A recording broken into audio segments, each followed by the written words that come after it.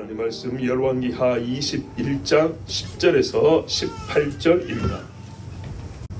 여호와께서 그의 종 모든 선지자들을 통하여 말씀하여 이르시되 유다 왕 므낫세가 이 가증한 일과 악을 행함이 그 전에 있던 아모리 사람들의 행위보다 더욱 심하였고 또 그들의 우상으로 유다를 범죄하게 하였도다. 그러므로 이스라엘의 하나님 여호와가 말하노니 내가 이제 예루살렘과 유다의 재앙을 내리리니 듣는 자마다 두 귀가 울리리라. 내가 사마리아를 잰 줄과 아합의 집을 다림보던 추를 예루살렘에 베풀고 또 사람이 그릇을 씻어 엎음같이 예루살렘을 씻어버릴지라. 내가 나의 기업에서 남은 자들을 버려 그들의 원수의 손에 넘긴즉 그들이 모든 원수에게 노략거리와 겁탈거리가 되리니 이는 애굽에서 나온 그의 조상 때부터 오늘까지 내가 보기에 악을 행하여 나의 진노를 일으켰음이니라 하셨더라. 므낫세가 유다에게 범죄하게 하여 여호와께서 보시기에 악을 행한 것 외에도 또 무죄한 자의 피를 심히 많이 흘려 예루살렘 이 끝에서 저 끝까지 가득하게 하였더라. 므낫세의 남은 사적과 그가 행한 모든 일과 범한 죄는 유다 왕 역대 지략에 기록되지 아니하였느냐. 므낫세가 그의 조상들과 함께 잠에 그의 궁궐 동산 곧 우사의 동산에 장사되고 그의 아들 아몬이 대신하여 왕이 되니라. 아멘. 여러분 선지자들을 많이 보냈다 그랬습니다. 그죠?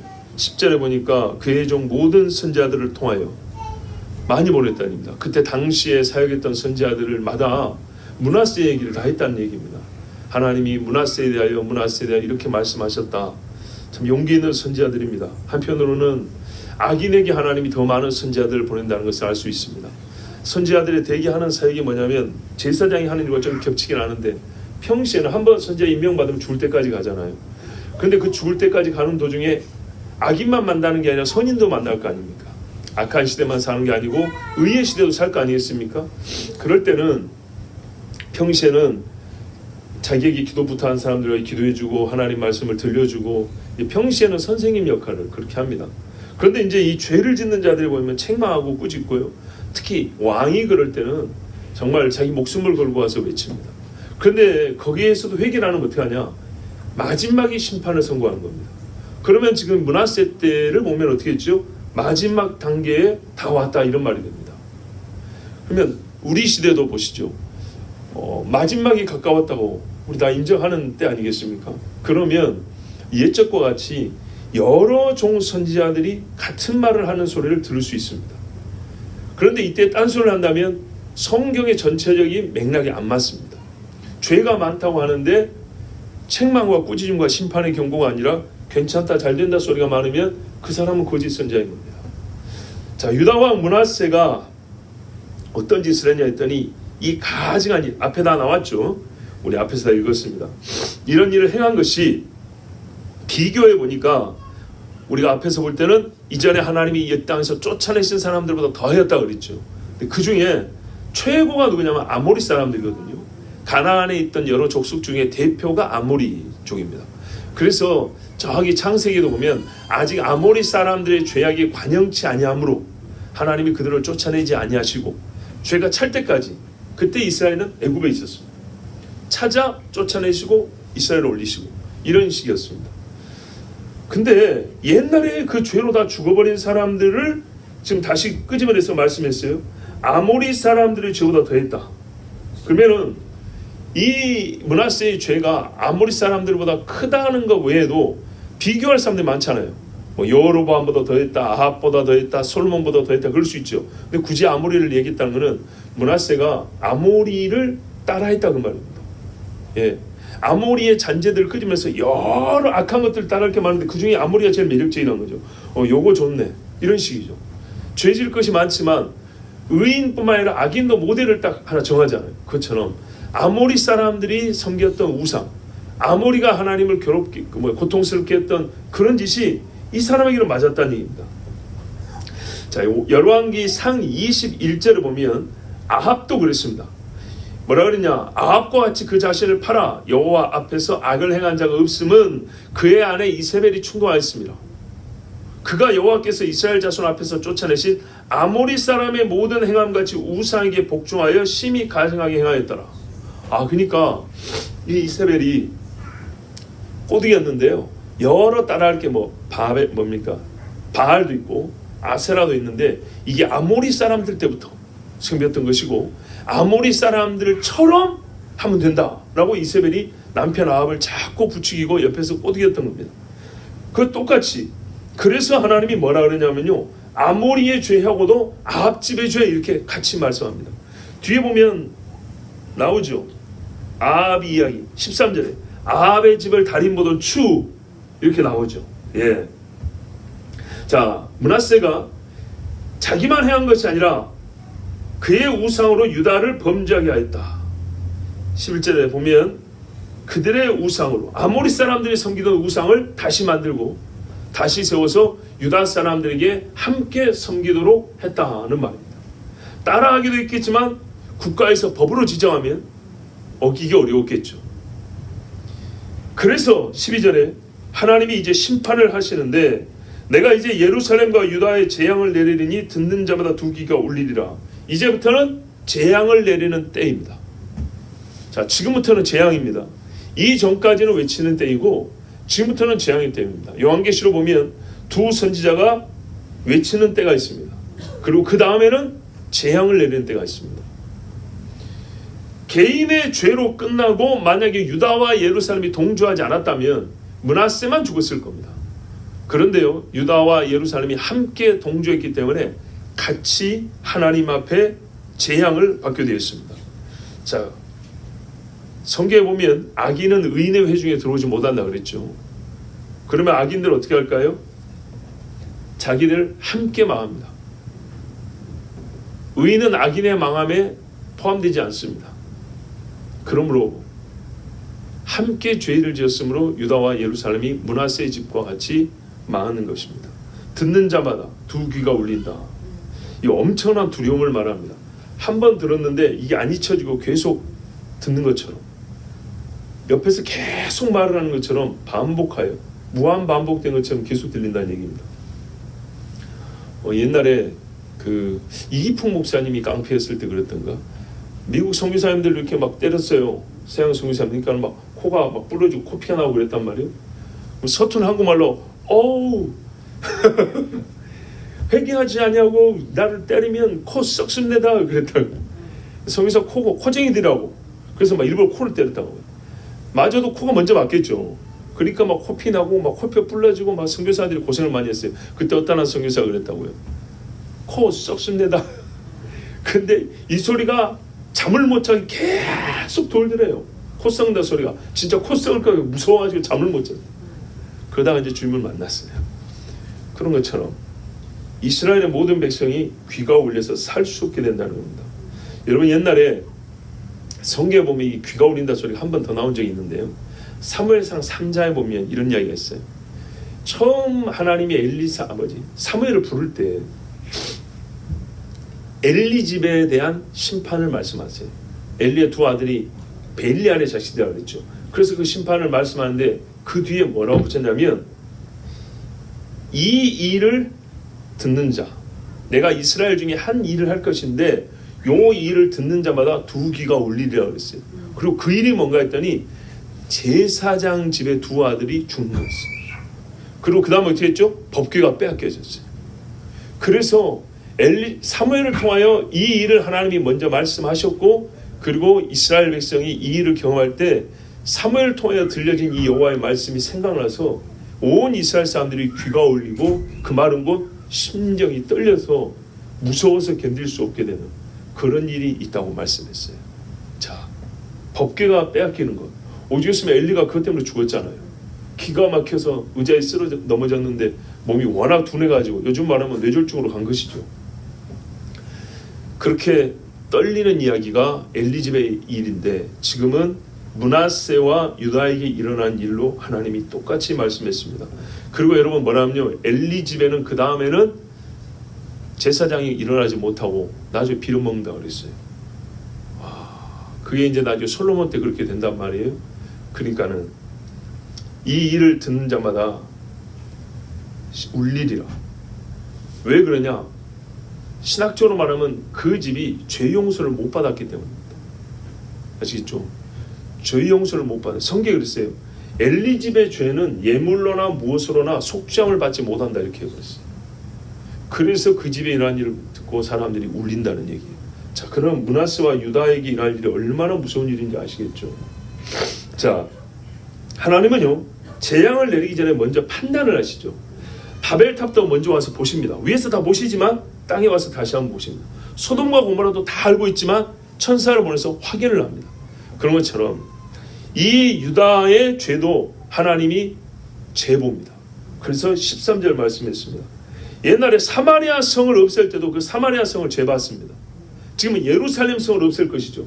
제보입니다. 아합의 집을 달인보던 추 위에서 수평이 아니라 수직을 잡으려면 무거운 추를 놓고 줄에 매고 딱 떨어뜨려 보면 수직으로 쫙 그어지죠. 이 집이 반듯한지 안 한지 추를 한번 떨어뜨려 본다는 거예요. 줄로 이렇게.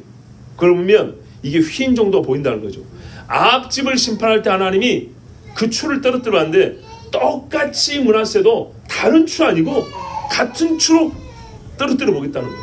같은 자로 재고 같은 추를 떨어뜨려서 수평 수직 정확히 맞춰 보겠다는 거예요. 하나님의 판단의 기준은 똑같습니다. 그런데요, 보세요. 이전에 어떤 악한 집을 재어봤던 줄과 달아봤던 추가 이 집에도 쓰이죠. 이 집에도 딱 맞아떨어지죠. 그러면은요, 이전에 심판받은 그 집과 똑같이 망한다는 얘기가 되는 거예요. 이사야 28장 19절에 17절에 나는 나의 정의를 측량줄로 삼고 공의를 저울추로 삼으니 그랬어요. 하나님의 정의와 공의로 가로세로 딱 재봅니다. 어긋나다. 그러면 어긋난 만큼 잘라내집니다. 감사하게도 하나님이 우리가 잠시 보기에는 완전 소멸된 것 같은데 멀리 보면 이 집을 다시 살리려고 엎어버리고 쓸어버리라고 우리 눈으로 보기에는 없어진 것 같아요. 그래서 상수리 나무가 싹 베어지고 다 없어졌나 불에 다 없어졌나 했더니 밑둥이 남았다 그랬죠. 예, 사람들이 멀리서 보기에는 다 없어진 것처럼 그 정도로 확실하게 없애버립니다. 그러나 하나님이 다시 살리려는 최고의 목적을 갖고 있기 때문에 그 밑둥을 남겨놓는단 말이죠. 이제 그와 같이 예루살렘에 하실 겁니다. 자, 이렇게 재보고 너희는 부족하다, 삐뚤어졌다, 이제 내가 너희를 심판하리라 해서 심판을 했어요. 근데 구체적인 이야기는 그렇게 많이 기록되어 있지 않았어요. 우리 역대 열왕기 하에 보면 뭐 저쪽 이야기 길게 기록되지 않아요. 좀 짤막짤막이 되었는데 먼저 비유로 하나 표현을 했습니다. 13절 후반에 보면 사람이 그릇을 씻어 엎음같이 예루살렘을 씻어버릴지라 했어요. 그릇을 씻으면 여러분 어떻게 씻어야 됩니까? 깨끗하게 씻어야죠. 왜냐하면 버릴 것이 아니라 다음에 음식을 담아야 되니까. 바로 여기에 그 뜻이 남아있는 거예요. 다시 써야 되니까 질그릇이라도 좋으니 깨끗한 그릇 쓰는 거고요. 금그릇이라도 더러우면 못 쓰는 거고요. 깨끗하게 하겠다는 얘기입니다. 하나님의 이 심판의 1차적 목적은 깨끗하게 하겠다. 그런데 여러분 깨끗하게 씻었어요. 근데 물기가 있으면 어떻게 되죠? 다른 음식물을 담으면 물하고 섞이겠죠. 그 전에 물기가 있으면 냄새나고 곰팡이 피고 오히려 더 더러워지죠. 그래서 엎어놓습니다. 물기를 없애려고 천 같은 데 위에 엎어놓습니다. 바로 그겁니다. 그러나 모양은요, 정상적인 그런 모양이 아니라 엎어진 모양이죠. 그렇게 된다는 얘기입니다. 유다와 예루살렘의 아름다운 모든 것들을 하나님이 엎어버린다는 얘기입니다. 사람들이 살 수 없는 공간이 되어버리고요, 사람들도 없애버리고. 왜? 그릇 안에 있던 거 다 끄집어낸 거 아닙니까? 그래서 다 없애버리겠다. 텅 비게 만들겠다. 그리고 깨끗이 씻어서 죄를 찾아볼 수 없도록 하겠다. 그런데 그 모습이 이게 때가 될 때까지 어떤 모습이냐? 그릇이 엎어진 모습이라는 거죠. 그래서 사람들이 예전의 영광은 어디 갔나 이러고 간다는 얘기예요. 안 보이니까. 그러나 그게 어떤 중이라고요? 물기 빼는 중이라고요. 예, 막 입안에 와서 치는 동안에는 때를 베끼는 음식물 찌꺼기를 소지하는 시간이고요. 그 다음에 황폐화된 채로 놓여진 그 기간은 엎어놓고 물기 빼는 시간이라는 얘기입니다. 그 다음에는 어떻게 할까요? 하나님이 다시 마른 것을 온전히 놓고 보배를 담아주시겠죠. 바로 그렇습니다. 에스겔 24장에 보면 이 므낫세의 죄와 하나님이 그릇을 엎으신다는 이 말씀이 조금 더 자세하게 나와 있어요. 에스겔 이야기 보면 24장 1절에 14절에 아홉째 열째 달 열째 날에 여호와의 말씀 내게 이르시되, 물론 므낫세만을 두고 하는 얘기는 아니에요. 유다의 망함을 두고 얘기하는 겁니다. 왜냐하면 에스겔은 미리 포로로 끌려와서 바벨론에서 유다의 망한 소식을 들었지 않습니까? 그 끄트머리 이야기를 이렇게 하는 겁니다. 인자야, 너는 날짜 곧 오늘의 이름을 기록하라. 바벨론 왕이 오늘 예루살렘에 가까이 왔느니라. 너는 이 반역하는 족속에게 비유를 베풀어 이르기를 주 여호와께서 이같이 말씀하시기를 가마 하나를 걸라. 자, 므낫세 때의 당대 선지자들이 그런 이야기했죠. 그리고 시간이 많이 지났어요. 이제 심판이 진짜 떨어질 때 하나님이 에스겔을 통해서 옛날에 했던 그릇 비유를 확대해서 지금 말씀해 주고 있어요. 가마 하나를 걸라. 건 후에 물을 붓고 양떼에서 한 마리를 골라 각을 뜨고 그 넓적다리와 어깨고기의 모든 좋은 덩이를 그 가운데 모아 넣으며 고른 뼈를 가득히 담고 그 뼈를 위하여 가마 밑에 나무를 쌓아놓고 잘 삶되 가마 속의 뼈가 무르도록 삶을지어다. 이러면 이제 뭐 하면 되죠? 뜯어 먹으면 되죠. 고기가 물러질 정도로 삶았으니까 이제 뜯어 먹으면 되죠. 이래야 되는데 하나님이 여기서 안 멈춥니다. 뭐라 하냐면 그러므로 주 여호와께서 이같이 말씀하셨느니라. 피를 흘린 서급 녹슨 가마 곧 그 속에 녹을 없이 하지 아니하는 가마요. 지금 이걸 누굴 얘기하는 거예요? 아까는 그릇이었는데 이 가마솥 확대를 해서 유다를 얘기하고 있는 거예요. 예루살렘을 얘기하는 거예요. 피를 많이 담았다는 거죠. 근데 비유니까 가마솥에 고기 양 한 마리 이제 집어넣고 물을 넣고 이제 끓이고 있단 말이죠. 이게 잘 끓여서 먹으면 되는데 이 먹으려고 하는 순간에 주님이 멈추고 무슨 이야기를 하냐면 내가 왜 이 가마솥에 고기를 넣고 끓이라고 하는 줄 아냐? 이 가마솥처럼 너희 안에 피가 가득하다는 거예요. 예루살렘 너희 안에 이 큰 그릇에 의인의 피를 얼마나 흘렸는지 이게 너희를 얘기하는 거다. 이제부터 잘 봐 그런 거예요. 한참 잘 되고 한참 보기 좋게 먹기 좋은 그런 고기처럼 예루살렘이 그런 줄 알지 너희 실상을 보여주고 내가 너에게 어떻게 하는지 보여주겠다고 이제 이 다음에 그들이 죄를 지으면서 그 다음 이야기를 하십니다. 그럼 녹슨 가마 곧 그 속에 녹을 없이 하지 아니한 가마요. 화 있을 적 제비 뽑을 것도 없이 그 덩이를 하나하나 꺼낼지어다. 이제 고기를 하나씩 꺼내래요. 그 피가 그 가운데 있으며 피를 땅에 쏟아 티끌이 덮이게 하지 않고 맨 바위 위에 두었도다. 그러니까 사람들을 죽여가지고 막 이렇게 널브러든 거예요. 내가 그 피를 맨 바위 위에 두고 덮이지 아니하게 하면 분노를 나타내어 보응하리 함이로라. 그래서 나도 그렇게 하겠다는 거예요. 아시겠죠? 예, 너희 속에서 아직 피가 다 응고붙지 않은 그런 고기들 끄집어내갖고 내가 바위에다 다 얹어놓겠다는 거예요. 그러므로 주 여호와께서 이같이 말씀하셨느니라. 화했을진저 피를 흘린 성읍이여 내가 또 나무 무더기를 크게 하리라. 자, 이제 그 밑에 국물이 좀 남았겠죠. 뼈 조각이 좀 남았겠죠. 나무를 많이 쌓고 불을 피워 그 고기를 삶아 녹이고 국물을 졸이고 그 뼈를 태우고. 와, 여러분 뼈가 탈 정도로 가마를 한번 불로 이렇게 태워보셨어요? 옛날에 가스불에 놓고 1시간 갔다 오면 완전 새까매져 버리죠. 그런 이야기예요. 국물을 졸고 그 뼈를 태우고 가마가 빈 후에는 숯불 위에 놓아 뜨겁게 하며 그 가마에 노수를 달궈서 그 속에 더러운 것을 녹게 하며 녹이 소멸되게 하라. 가마 속에 있는 모든 찌꺼기를 싹 다 없애버리겠다는 거예요. 여러분, 근데 이게 우리가 불로 세례를 받고요. 이게 회개입니다. 신약적으로 말 때. 이 가마 속에 있는 녹, 이 음식물 찌꺼기 달라붙고 피가 달라붙어 있는 것들 있죠. 계속 태워가지고 이 가루가 되고 날아갈 정도로 그냥 연결해서 다 없앨 정도로 그렇게 태워버린다는 얘기입니다. 불이잖아요, 불. 우리 죄는 그렇게 회개하는 겁니다. 이 성읍이 수고함으로 스스로 피곤하나 많은 녹이 그 속에서 벗겨지지 아니하며 불에서도 없어지지 아니하노도다. 너의 더러운 것들 중에 음란이 그 하나이니라. 내가 너를 깨끗하게 하나 내가 깨끗해지지 아니하니 내가 내게 향한 분노를 풀기 전에는 내 더러움이 다시 깨끗해지지 아니하리라. 나 여호와가 말하였으니 그 일이 이루어질지라. 내가 돌이키지도 아니하고 아끼지도 아니하며 뉘우치지도 아니하고 행하리니 그들이 네 모든 행위대로 너를 재판하리라. 주 여호와의 말씀이니라. 아멘. 자, 그릇이서 없는 거하고요, 가마솥을 태워가지고요 그 속에 있는 찌꺼기를 다 없애버리는 거, 이 두 가지 비유가 하나님이 유다의 죄를 없애하실 때, 예루살렘을 심판하실 때 하실 일에 대한 비유입니다. 우리 개인도 그렇습니다. 어떤 사람은 조그만 종직 그릇 같은 죄를 지었을 수도 있고요. 어떤 사람은 학교 급식 솥 같은 밥할 때 그 쓰는 솥같이 그런 큰 죄를 담고 있을 수도 있습니다. 그러나 씻겨져야 하고 소멸되는 이 찌꺼기가 다 소멸돼야 되는 것은 다 똑같습니다. 되게 큰 것들은 공동체나 국가의 죄겠죠. 14절을 보십시오. 내가 나의 기업에서 남은 자들 그들의 원수의 손에 넘긴즉 그들의 모든 원수에게 노략거리와 겁탈거리가 된다. 죽임당하고 남은 사람도 있어요. 그 사람들은요 잡혀갑니다. 이게 엎어놓는다는 겁니다. 바벨론에 가서 정금같이 단련될 때까지, 예루살렘에 물이 다 빠질 때까지 그렇게 둔다는 얘기입니다. 여러분, 하나님이요 유다와 예루살렘을요 버렸습니다. 그들이 하나님을 버렸기 때문에. 근데 여러분, 우리가 성경에서 언제라도 이 규칙을 봅니다. 이거는 법칙입니다. 바뀌지 않습니다. 항상 하나님이 이런 식으로 합니다. 시간을 많이 줍니다. 많은 선지자를 보냅니다.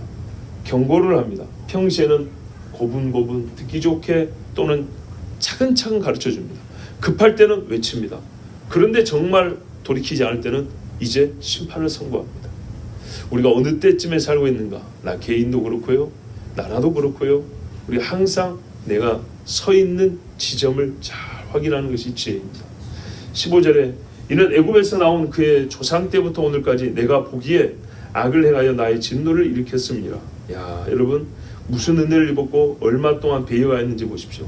하나님이요 오늘까지 그렇죠. 다 보고 계신대요. 다 세고 계세요. 불의한 청지기도 그렇지 않습니까? 주인이 와서 셈하라 그런다 그러죠. 다 알고 있어요. 알고 있으면서 셈하라 그래요. 하나님이 모르는 죄가 하나도 없습니다. 바꿔서 하나님이 모르는 의도 없습니다. 우리가 은밀하게 진짜 오른손이 하는 일을 왼손이 모르게 하죠. 하나님은 다 알고 계세요. 골반에서 나쁜 짓 하죠. 하나님 다 알고 계세요.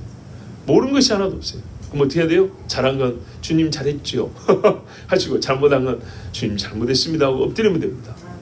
이게 단순하고 너무 쉽게 말하는 거 아니에요? 근데 이 쉽게 말하는 일을 쉽게 못하는 사람이 대부분입니다. 정말 이 일이 쉽게 될 정도 되면 하나님과 굉장히 친하다고 볼 수 있습니다.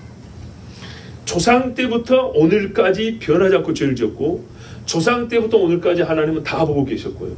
천년어치를 보고 계세요. 천년어치를. 그런데 하나 달라진 거 없어서 이 진노니까 뭐예요? 1000년 동안 쌓인 진노 아닙니까? 출애굽부터만 해도 1000년입니다. 1000년. 야, 배은망덕. 우리 고사성어에도 그런 말이 있죠. 이 등배자입니다. 등졌다. 은혜를 등졌다. 덕을 잊었다. 잊을 망자. 은혜를 등져버리고 덕을 잊어버렸다. 이건 사람과 사람 사이에서도 정말 이거는 인륜을 저버린 인간의 윤리가 아니다. 사람으로서 할 짓이 아니라 그러는데, 하나님 앞에 그것도 한 번도 아니고, 거기서 광야 생활이 2년 동안에 10번이니 40년에 몇 번을 냈습니까? 그리고 그거보다 20배, 아니 그렇죠, 20배 시간이 더 지났는데 지금까지 한 짓을 보십시오. 하나님은 참 오래 참으셨고요. 그리고 그 참으신 후에 하나님의 진노는 무섭습니다. 유다에게 므낫세가 범죄하게 하였다. 지 혼자 죽는 게 아니라 같이 죽자고 한 것이죠. 이건 대개 우상 숭배 이야기입니다. 그 다음에 여호와께서 보시기에 악을 행한 것,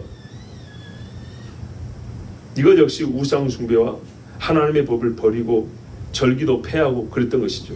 그 다음에 또 무죄한 자의 피를 심히 많이 흘려 예루살렘 이 끝에서 저 끝까지 가득하게 하였더라. 이거는 뭐죠? 선지자들을 죽이고 제사장 죽이고 자기의 행위가 악하다고 했던 사람들을 죽여버린 이야기입니다.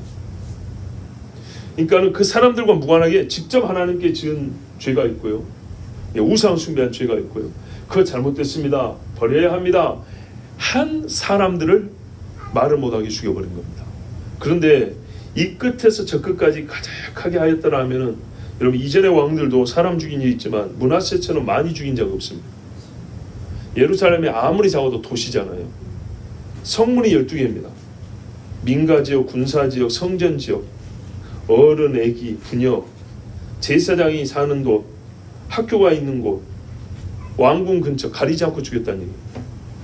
마음에 안 들거나 자기를 거역하는 사람이 있으면 무조건 아침이든 저녁이든 밤중이든 새벽이든 사람들이 무서워서 살 수가 없을 정도로, 어느 날 누가 끌려와서 죽을지 모르는, 이게 마치 공산국가에서 숨어서 예배드리다가 발각되는 것처럼 예루살렘이 그런 지경이 됐던 겁니다. 하나님이 이 열왕기에서 므낫세의 죄를 더 많이 기록해 주셨으면 우리가 좀 더 배울 수 있을 것 같은데 바로 17절로 넘어와 버렸어요.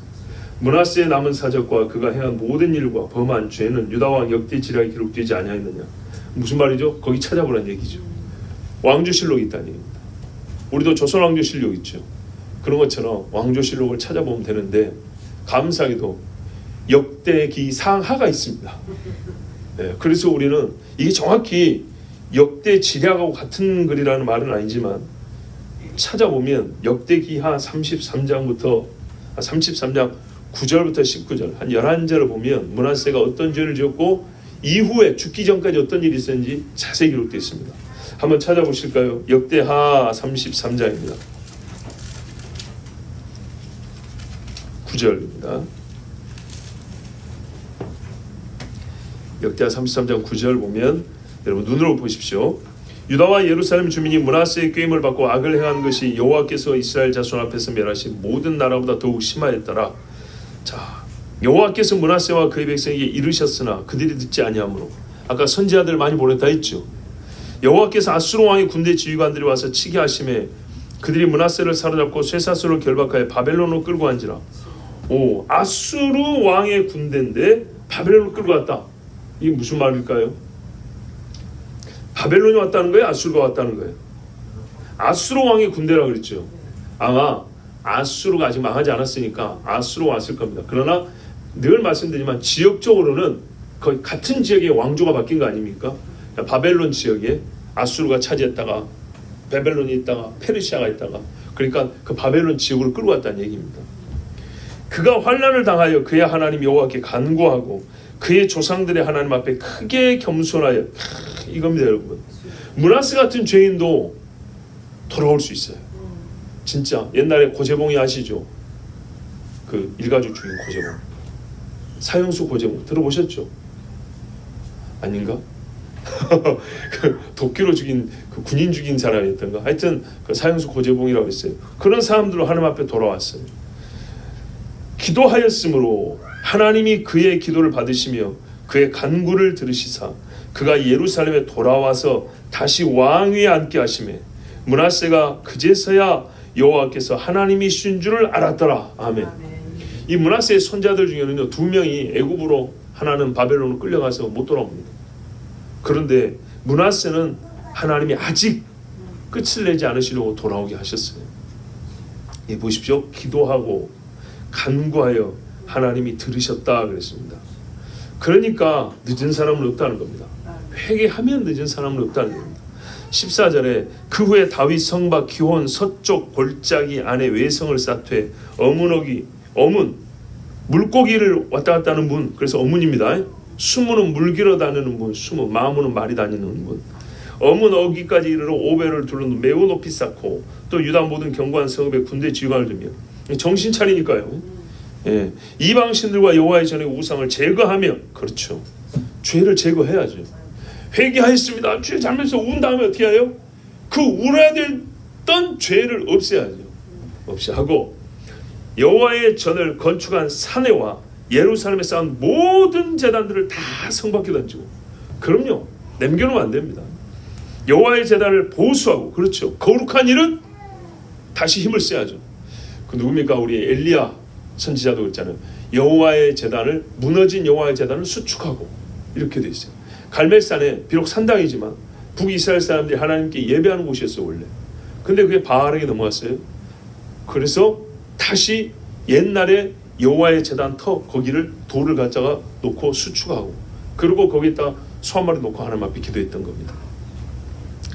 자, 우리 신약에서 발견하는 회개와 구속의 이 교리의 가르침이 실제 행위로서 구약에는 다 기록되어 있습니다.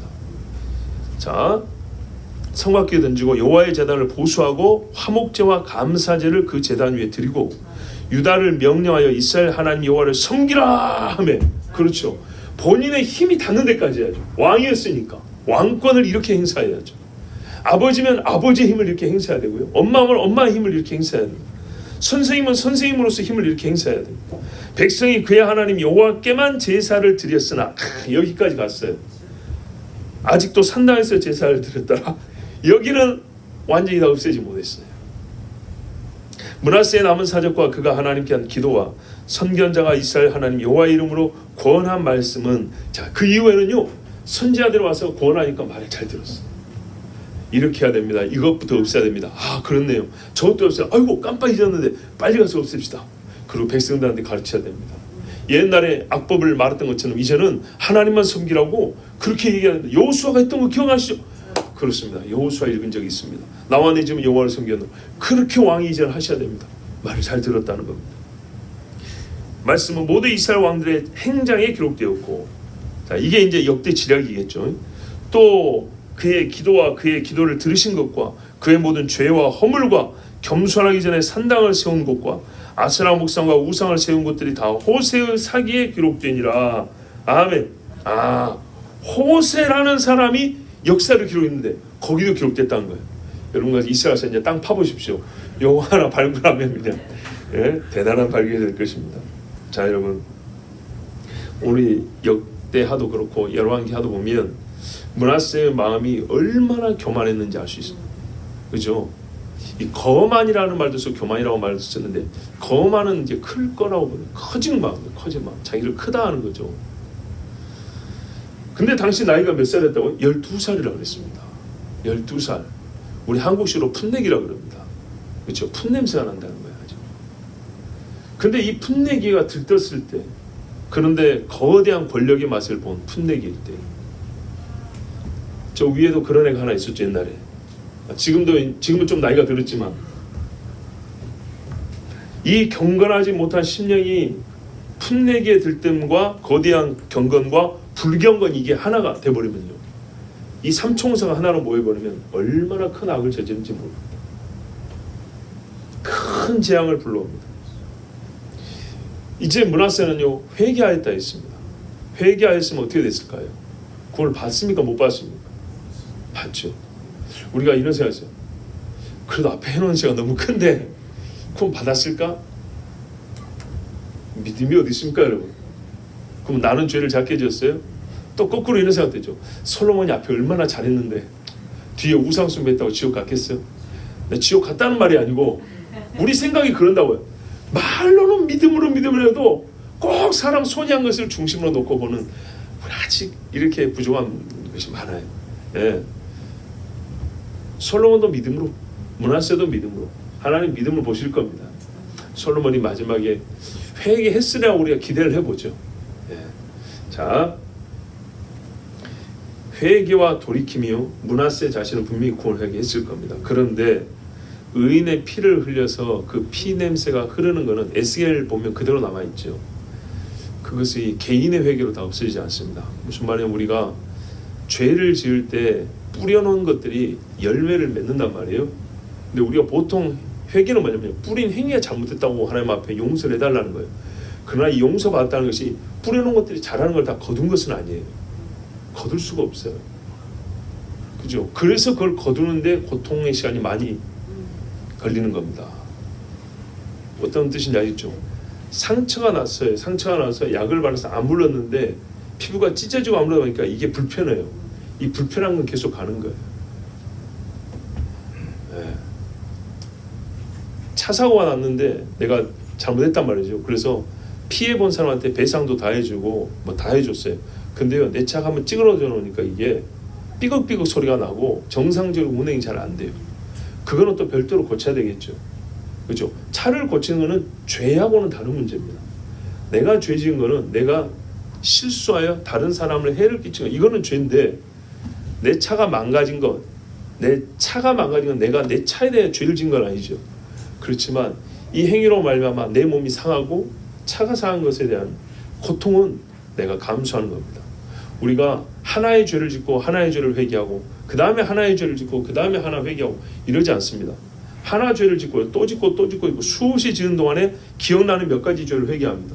그동안의 시간이 흘렀죠. 뿌려놓은 것들이 벌써 저기로 퍼져나가고요, 싹이 나고 열매 맺는 것들이 많이 있습니다. 회개 안 나면 또 까먹어버려요. 그래서 나중에 회개하고 10년 지난 다음에 그때 그 죄가 여기로 돌아오는구나, 부메랑처럼 돌아오는구나, 그걸 깨닫습니다. 그러면 그때는 어떻게 되냐, 회개를 다시 하는 것이 문제 아니고요, 그 죄로 말미암은 결과물을 제거하는 데 힘을 써야 됩니다. 네가 회개를 덜 했다면 다시 할 것인데 분명히 회개한데 그 죄의 결과로서 여러 사람과 나에게 고통이 온다면 하나님 이 고통도 좀 제거해 주십시오 하고 기도하고 하나님 주신 방편을 따라서 제거하는 일을 해야 됩니다. 쉬운 이야기를 해드릴게요. 50년 동안 줄담배를 폈어요. 술도 엄청 마셨어요. 도박도 많이 했어요. 다 끊었어요. 하나님 잘못했습니다 했어요. 잘못했습니다 하는 순간 폐가 어린아이처럼 돌아갑니까? 아니죠. 니코틴 쌓인 폐는 그대로 있는 겁니다. 그래서요 회개를 안 해서가 아니라 네가 피었기 때문에 이제 폐 뼈 안고 사는 겁니다. 이해되시죠? 근데 이 죄가요 너무 커가지고 유다를 범죄했다는 거예요. 유다를. 그러니까 이 백성이 므낫세만큼 회개를 한꺼번에 다 했냐? 아니라는 거죠. 왕이 회개한 걸 보고 와는 했는데 와 했다고 해서 본인들도 진짜 므낫세만큼 회개를 했냐? 그런 사람은 별로 없었습니다. 그래서 이 나라가 므낫세의 회개로 말미암아 다시 일어섰다 하지 않냐고 뒤에 가면 므낫세의 죄로 말미암아 유다가 망하게 됐다 이렇게 말합니다. 안타깝게도 그래서 여러분 책임 있는 자리에 선 사람 조심해야 됩니다. 내가 잘못해서 이 조직과 공동체를 흔든 다음에 나는 개인적으로 회개해서 더 이상 그런 짓 안 해요. 그리고 막 주님 앞에 진짜 이전에 와 새 사람 되었다 할 정도로 그냥 막 하는데 내가 흔들어 놓은 그것들이 계속 흔들리고 있기 때문에 나는 살아도 그 공동체는 죽을 수가 있어요. 유다가 그런 꼴이었습니다. 그래서 우리가 먼저는 므낫세 같은 통치자가 없기를 구해야 되고요. 므낫세 같은 사람이 있다면 그가 회개하기를 구해야 되겠지만 항상 함께 볼 거는 우리가 그를 비판하면서도 그와 함께 지은 죄가 우리에게도 있다는 것. 그래서 우리 자신들이 진짜로 하나님 앞에 정결할 것이고 회개해야 된다는 것. 죄를 버리는데 앞장서야 한다. 이거를 꼭 기억하십시오. 므낫세가 죽었습니다. 역대하에는 궁에 장사됐다고 되어 있어요. 궁에. 우리 열왕기하에는 궁궐 동산에 장사됐다. 이 동산 이름이 뭐니까 우사의 동산 이렇게 이름을 지어놨어요. 그죠? 그럼 여러분 므낫세가 이전 왕들과 같은 묘지에 묻혔다고 볼 수 있습니까? 아닌가요? 어떻게 다릅니까? 그렇죠. 성경에 보면 왕들의 묘시라고 있어요. 근데 이제 다윗 때부터 시작됐잖아요. 유다 왕조가. 그래서 다윗의 묘시 이렇게 돼 있어요. 다윗이 이제 유다는 어떻게 되냐면 이렇게 보통 그 석회암으로 돼 있잖아요. 그래서 관을 넣을 정도로 파고 굴을 파고 거기다 관을 집어넣고 시신을 놓고 이런 식인데 어느 일정 장소가 궁에 있어요. 그래서 어떤 사람들은 아래에 안치가 되고 히스기야 같은 사람은 높은 데 안치했다 그랬죠. 그게 이제 종교의 표시였다 그랬어요. 근데 므낫세는 거기에 안치되지 않았다는 얘기입니다. 왜 그랬을까요? 아무리 회개해도 당신이 지은 죄가 너무 커서 이 묘실에 못 들어옵니다 라고 생각할 수 있죠. 그런데 여러분 악인도 우리가 잡아놓고 나면은 참 때리기 어렵단 말이에요. 도망갈 때 돌을 던지지 마주보고 하기는 어려운데 회개하여 와서 한 일을 보십시오. 성전을 깨끗하게 하고 자기가 세운 우상들 다 없애버리고 이게 경제적으로 하면 손실이 무지무지하게 한 건데 그렇죠. 그 세우느라고 돈 얼마 들었는데 버렸다 하지 않습니까? 여러 가지로 보실 때 자기가 한 행동을 스스로 부정하는 행동이잖아요. 세상에 이런 왕은 없어요. 그리고 여러분 장례를 치를 때 주로 누가 진례를 합니까? 유다 사회에서 제사장이 하겠죠. 그렇죠? 제사장과 이제 높은 관료들이 같이 하겠죠. 그렇다면 성전을 더럽히고 의인의 피를 흘렸지만 다시 성전을 깨끗하게 하고 의인을 존귀케 한 사람이 그의 마지막이었다면 이후 세대에게 교훈을 남기기 위해서라도 여러분 장례를 어떻게 치러줬겠습니까? 잘 치러줬겠죠? 네, 잘 치러줬어요. 그런데 묘실은 왕들이 같이 안치된 거기가 아니고 별도로 다른 데로 갔다는 겁니다. 더 좋은 데인가요? 안 좋은 데? 좋다. 뭐 죽은 사람이 그게 소용이 있겠습니까만은 우리 산 사람이 볼 때 더 존귀 여김을 받은 건가요? 못하다 여김을 받은 꼴이 된가요? 못하다죠. 왜? 왕들의 묘실이 아니잖아요. 혼자만 따로 떨어져 왕이 아닌 것처럼. 그래서 이 고민이 있는 겁니다. 분명히 나 같아도 장례를 잘 치러줬을 것 같은데 어찌 묻힌 곳은 여긴가? 그래서 우리 선배들은 이렇게 해석을 했습니다. 본인이 유언으로 남긴 거다. 옛날 우리 경건한 몇백 년 전에 믿음의 조상들은 이 문제를 그렇게 생각을 했어요. 묵상할 때 왜 이랬을까? 왜 유독 궁궐은 궁궐인데 정원 있죠, 정원. 정원 한편에 묘를 썼다 이 말이에요.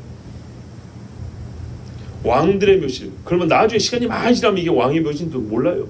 비속도 없어져 버려요. 왜 그랬을까 할 때 하나님 앞에 분명히 겸비했다 그랬거든요. 자기를 낮췄다 그랬거든요. 그래서 유언을 남겼을 거다. 왕이 유언을 남기지 않은 사람, 악한 왕들, 이전에 악한 왕이 없었나요? 전부 다 그래도 왕의 묘실에 넣어줬어요. 왕이니까. 잘하건 잘못하건 왕이니까. 그런데 이거는 다른 사람들이 그렇게 할 수는 없는 거고, 그렇죠? 본인이 원했을 것이다. 우리도 그렇지 않습니까? 본인이 원하면 그렇게 해주죠. 하나님 앞에 내가 이 땅의 왕이 되어가지고 다윗 집의 왕으로 세움을 받고 아버지가 하나님 앞에 믿음을 지켰을 때 태어난 그런 은혜를 받고 자랐는데 내가 진짜 이 유다를 선지자들의 말을 들어보니 내가 죽은 후에는 이 나라가 망해간다고 내가 나 때문에 이제 기울어졌다는 걸 내가 들었는데 어떻게 내가 무슨 영광을 얻겠다고 왕의 묘실에 묻히겠냐. 나를 저기 동산 어딘가에 그냥 묻어주면 된다. 이랬을 것이다 라고 우리 옛날에 선배들은 해석을 했습니다. 우리보다 훨씬 경건한 선배들이 그리 해석을 했으므로 저는 어디까지나 이걸 추정을 해볼 수밖에 없잖아요. 저는 일단 그 해석을 따릅니다. 그것이 가장 이때 므낫세의 심정과 그의 태도에 부합하다고 봅니다. 여러분, 므낫세요 잘한 것이 없습니다. 수많은 사람을 죄짓게 했습니다. 없는 죄를 만들어서도 죽였습니다. 유다와 예루살렘이 멸망할 조건을 거의 다 갖추게 한 사람이 므낫세입니다. 그런데요 여러분, 참 이 사람요 어떻게 하면 다시 유다가 살 수 있는가도 보여준 사람입니다. 어떻게 하면 예루살렘이 다시 거룩한 성읍으로 하나님께 영광을 돌릴 수 있는지도 보여준 사람입니다. 구원받는 길이 하나인 것처럼 영광을 회복하는 길도 하나랍니다. 엎드려 회개하라 그랬어요. 이 한 가지였습니다. 다른 길이 없습니다. 핍박자 바울이 사도 바울이 되는 것처럼 악인에 대한 하나님의 긍휼의 풍성하심을 보여준 그 신뢰가 바로 므낫세입니다. 본인이 보여주려는 게 아니라 하나님이 그를 그렇게 쓰셨습니다. 여러분, 저는요 우리가 아합처럼 죽지 않기를 바랍니다. 비록 아합과 같은 죄를 지었다 할지라도 그 죄를 안 짓기를 원하지만 우리가 만약 아합처럼 죄를 지었다 하더라도 므낫세가 똑같이 그랬죠. 므낫세처럼 회개하여 구원받기를 바랍니다. 더 바라는 것은 므낫세처럼 회개할 일이 많지 아니하고 죄 안 짓는 사람은 없으니까 다윗처럼 죄 조금만 짓고 일생에 하나님 앞에 정직하다 그렇게 칭함을 받는 주의 백성들 되길 바랍니다. 우리 하나님께 기도합시다. 하나님 감사합니다. 므낫세의 죄가 얼마나 큰지 하나님의 심판이 무엇인지 알려주셨으며 동시에 어떻게 하면 므낫세 같은 사람도 구원을 받는지 곧 유다와 예루살렘이 어떻게 하면 하나님께 다시 회복을 받는지 그 길도 므낫세를 통하여 보여주셨습니다. 하나님의 공의로운 심판과 긍휼의 자비하심의 풍성함을 보여주셨습니다. 하나님을 보았으니 주여 우리가 하나님 아는 자들이 되게 하여 주시고 하나님을 떠난 마음이 있다면 돌이켜 주시옵고 주여 죄 가운데 있다면 므낫세처럼이라도 회개하여 주님 앞에 돌아오게 하옵시고 자기를 낮추어 나는 왕이로 돼 왕의 묘실에 들어갈 자격이 없도다. 끝까지 자기를 낮춰서 아버지 하나님 주의 긍휼을 입는 주의 백성들이 되게 하여 주시옵소서. 우리 주 한번 부르기도 합니다. 주여 아버지 감사합니다. 아침에도 저녁에도 우리 주님을 부를 수 있게 인도해 주셔서 감사합니다. 하나님의 심판은 공의로우며 여호와의 자는 정확하고 하나님 아버지 감사합니다. 오늘도 여호와의 백성들이 뜻을 가정하여 새벽에 주님을 찾고 힘을 내어 저녁에 주님을 만나러 왔습니다. 어떤 사람이 예수 잘 믿는 사람이냐? 어려운 말 없이 자주 예배하는 사람, 많이 예배하는 사람. 여기서부터 예수 잘 믿음이 시작합니다. 하나님 앞에 나온 자녀들의 마음도 보시고 손발의 수고도 보셨사오니 하나님 아버지 영혼에는 기쁨과 심령의 양식으로 가득가득 채워주시고 육에는 또한 육체의 힘이 쇠하지 아니하여서 하나님 앞에 오고 하는데 쓰러지거나 넘어진 일 없게 하여 주시고 먼 길 오고 가는데 참 차량의 소통이 답답하여서 마음이 신경질날 때도 평안과 위로를 주시옵고 기름값도 많이 드는데 하나님 필요한 재정도 채워주시옵고 오가는 길에 부부간에 식구들 간에 은혜의 대화로 꽃을 피우게 하여 주사 이 새벽 기도와 주중의 예배를 통해서 이 시대는 가족 간의 대화도 없다는데 가족 간의 사랑과 믿음의 대화도 풍성하게 하여 주시옵소서. 므낫세의 죄 같은 죄는 짓지 않게 하시되 죄 없는 자가 없사오니 우리가 므낫세처럼이라도 회개하여서 아버지 그의 마지막이 겸손한 자로 끝을 낼 수 있도록 내가 왕이지만은 왕의 묘실에도 들어가지 못하겠노라. 겸손한 왕들은 왕복도 벗었다 하였습니다. 주님 앞에 끝까지 겸손한 자로서 회개한 죄인으로서 구원받는 백성 되게 하여 주시옵소서. 우리가 지은 죄로 말미암아 우리가 쓴 물을 마시고 쑥과 같은 연기를 코에 들이킬 수밖에 없다면 하나님 우리를 불쌍히 여겨주사 그 죄의 잔재들을 제거할 수 있는 힘도 주시옵고 하나하나 발견하여서 우리가 선을 이루는 협력이 있다고 했는데 먼저는 죄를 없이 하고 부정한 것을 없이 하는 협력이 우리 교회와 성도들 간에 있게 하여 주시옵소서. 주여 내일 새벽에도 부르시옵소서. 여호와께 복받은 자들이여 의인의 회중에 들지어다. 하나님 앞에 나와서 주님을 찾게 하여 주시옵고 불쌍하고 또 아주 약한 죄아들 우리 신영규 집사를 하나님 살려주셔서 그의 집을 소지하시고 물기를 빼게 엎어주시고 보기에는 이게 그릇인지 뭔지 알 수 없으나 잠시 후에는 깨끗한 그릇이 되어서 하나님의 보배를 질그릇에 담는 집이 되게 하옵소서. 오늘도 우리를 사랑하시고 정말 사랑하시는 주 예수 그리스도의 이름으로 기도하옵나이다. 아멘.